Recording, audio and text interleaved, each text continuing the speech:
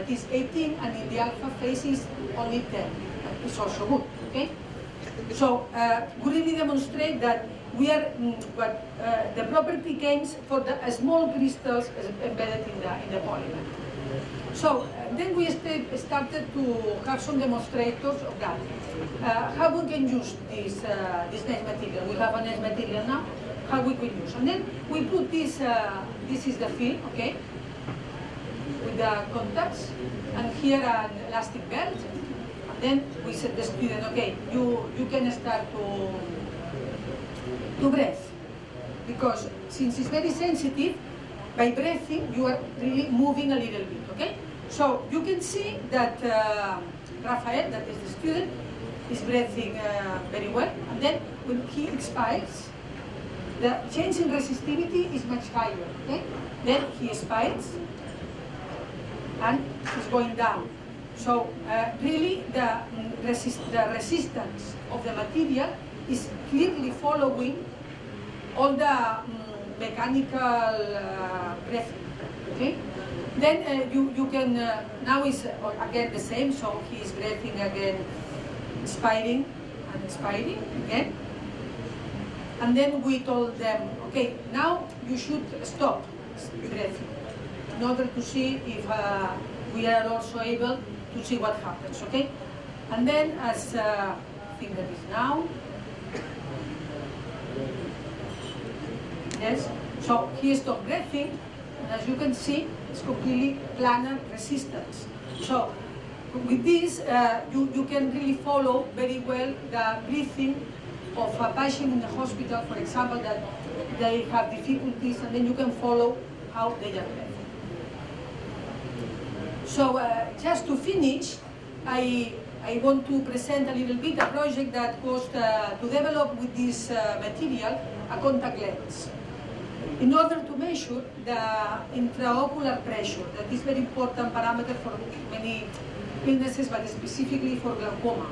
So we wanted to develop a contact lens with contain this membrane, and then at the end to be able to monitor by telemetrically the intraocular pressure. Okay, so the goal was to have this contact lens, and then we have a contact lens with a hole, and then we glue here a piece of this polymer with the conducting membrane. Okay, then here are the two contacts in order to measure if we can observe the changes when in an eye is changing the pressure. Okay, so the experiments were made in a hospital with an inoculated PA.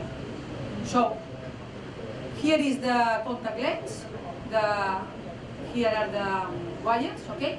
And then we injected inside the eye aqueous solution in order to increase the pressure, and we remove in order to go down the pressure, okay? And see if we can follow this process in the eye. And in fact, here is the result. You can see that this is the change on resistance by injecting and removing liquid inside the eye, okay? So it's going up and down, so it's very good. Here is a period with not injecting, here is another period, and this is the graphic in the different parts. So really, the contact lens are good to proceed with next experiments, okay?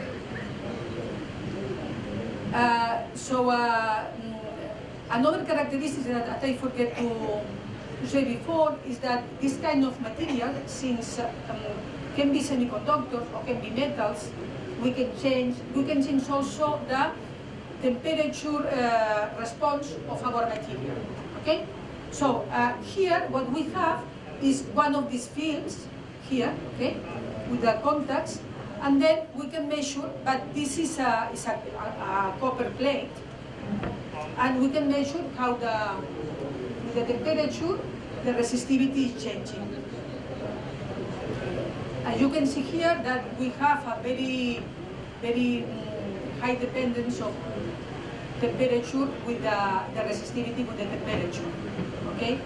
So, since the change was so big, then we tested if not by touching, but only by just attaching in that way a hand, that is here in the video, you change the resistivity.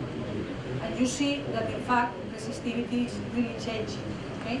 So with this we can detect the presence of people inside a room. And in fact this measurement has been made in a very small room, and with one more people enter, then the resistivity starts to do that. So it's very, very sensitive. So this material is sensitive to pressure, to the stress, to the deformation, and also to the temperature. So it's flexible, transparent, moldable, patternable, integrable, and since the temperature and the deformation can be sensed, we have a mimicking of the tactile sensing properties of the natural skin. Okay? So that this is a field now that is starting to go. It's the next generation of electronic skin. Electronic skin is now a topic very hot. So we have demonstrated that with these materials. And just to conclude, I want to say that if you have the good molecule as a good building block, you can have not only very good self-organization and structuring due to weak interactions, but also you can arrive to have a real device making real measurements based on that. Okay?